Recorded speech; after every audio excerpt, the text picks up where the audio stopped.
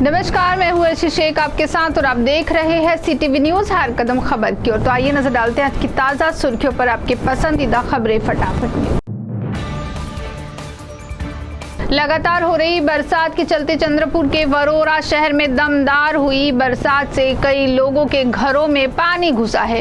रास्ते जलमग्न हुए हैं, जिसे देखकर रास्ते में पानी है या पानी में रास्ता ये समझना मुश्किल हुआ है, जिसके चलते स्कूल को अवकाश जारी किया गया है।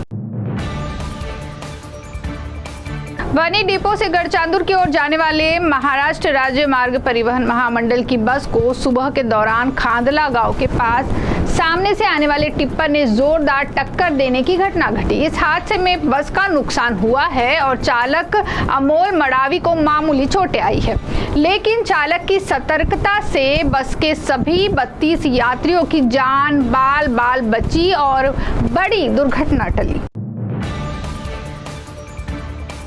बारिश के चलते गढ़चिरौली जिले में भी दमदार बारिश ने एंट्री की है, जिसके चलते यहां बाढ़ के हालात बने हुए हैं, जिससे लोगों के हाल बेहाल हो रहे हैं। बाढ़ ने रौद्र रूप लिया है, जहां रिहायशी इलाके में पानी घुसने के कारण लोग बाढ़ के पानी में फंसे। तभी प्रशासन ने बाढ़ में फंसे 700 लोगों को पानी से सुरक्षित बाहर निकाला। वहीं वन विभाग के अधिकारी की कार पानी के तेज बहाव में बहने का दृश्य भी सामने आया। ऐसे समय पर प्रशासन को इसकी जानकारी मिली, तभी मौके पर पहुंचकर कार को रेस्क्यू किया गया और उन्हें सुरक्षित पानी से बाहर निकाला गया। नागपुर में एक दिल दहला देने वाली घटना घटी है, जहां एक युवती जो कि देश के लिए क्रिकेट मैदान पर खेलने का सपना लेकर दिन रात मेहनत कर रही थी, उसने आखिरकार निराशा में अपनी जीवन यात्रा समाप्त कर दी।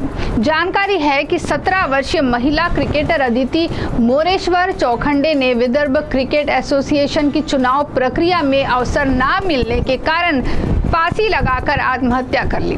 घटनास्थल पर मिले सुसाइड नोट में भी उसने चुनाव न होने के कारण ये कदम उठाने का बताया।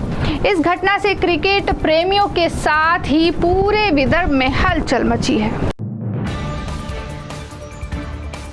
चंद्रपुर जिले में पिछले 2 दिनों से लगातार बारिश हो रही है। लगातार बारिश के चलते बाढ़ के हालात बने हुए हैं। दमदार बारिश से जिले के सभी नदी नाले उफान पर है, जिससे वर्धा नदी ने रौद्र रूप धारण किया है, जिसका खामियाजा सीधे यातायात व्यवस्था पर हुआ है। भोएगांव का पुल पानी के नीचे आने से भोएगांव चंद्रपुर मार्ग सभी तरह की यातायात के लिए बंद किया गया है। स्थिति की गंभीरता को देखते हुए जिला प्रशासन ने आपातकालीन यंत्रणा सतर्क की है। नदी किनारे गांवों को और बाढ़ग्रस्त भाग के नागरिकों को सुरक्षित स्थल पर रहने की सूचना दी गई है। मौसम विभाग ने चंद्रपुर जिले के लिए ऑरेंज अलर्ट जारी किया है, जिससे नागरिकों को बेवजह घर से बाहर ना निकले और नदी नालों के परिसर में जाने से बचे, ऐसा आह्वान किया गया है। का लापता होने का सनसनीखेज मामला सावली से सामने आया है। जानकारी के मुताबिक भारी बारिश के चलते 29 जुलाई को स्कूल को अवकाश था। इसी बीच रात करीब 10 बजे के दौरान घर के सभी लोग सो रहे थे। तभी रात 1 बजे घर के एक सदस्य की नींद खुली तो देखा कि घर में उनकी 13 वर्षीय बालिका कहीं दिखाई नहीं दे रही है। आसपास के परिसर में पूछताछ करने के बाद परिवार वालों ने पुलिस थाने में शिकायत दर्ज कराई। ऊंचाई 157 सेंटीमीटर, सांवला रंग, काले रंग का सलवार सूट परिधान किए हुए है। इस वर्णन की व्यक्ति दिखाई देने पर नागरिकों ने तत्काल सावली पुलिस से संपर्क साधे, ऐसा आह्वान प्रशासन की ओर से किया गया है। शहर के बोडा निवासी और जनरल रिजर्व फोर्स में जेई सूबेदार खुशहाल देवराव मांडवकर का 28 जुलाई को सिक्किम में ड्यूटी पर रहते उपचार के दौरान निधन हो गया। खुशहाल मांडवकर ये सिक्किम में बॉर्डर रोड आर्मी दल में कार्यरत थे। प्रकृति बिगड़ने से उन्हें सिक्किम में सैन्य 327 फील्ड हॉस्पिटल चुंगथांग जिला मंगन में दाखिल किया गया था, लेकिन उपचार शुरू रहते ही 28 जुलाई को सुबह के दौरान उन्होंने अंतिम सांस ली। उनके पार्थिव पर बोर्ड में 29 जुलाई को रात शासकीय एहतमाम बोर्ड की शमशान भूमि में अंतिम संस्कार किया गया है। गुरनौली गांव का करीब 70 साल पुराना तालाब फूटने की दुर्घटना घटी। तालाब का पानी तेज बहाव से बाहर निकलकर खेत खलिहान में घुसने से परिसर की खेती जलमग्न हुई। इस घटना में 10 हेक्टेयर से अधिक खेती का नुकसान होने का प्राथमिक अंदाज होकर गुरनौली पिंपलगांव मार्ग का कुछ भाग बह जाने से यातायात प्रभावित हुआ। भारी बारिश के चलते तालाब का किनारा फूटने के बाद लाखों लीटर पानी तेज रफ्तार से खेत खलिहान में घुसा, जिससे खेती पानी के नीचे आ गई, जिससे किसानों का भारी नुकसान हुआ है। नुकसानग्रस्त को जल्दी मदद पहुंचाए, नुकसान भरपाई देने की मांग हो रही है।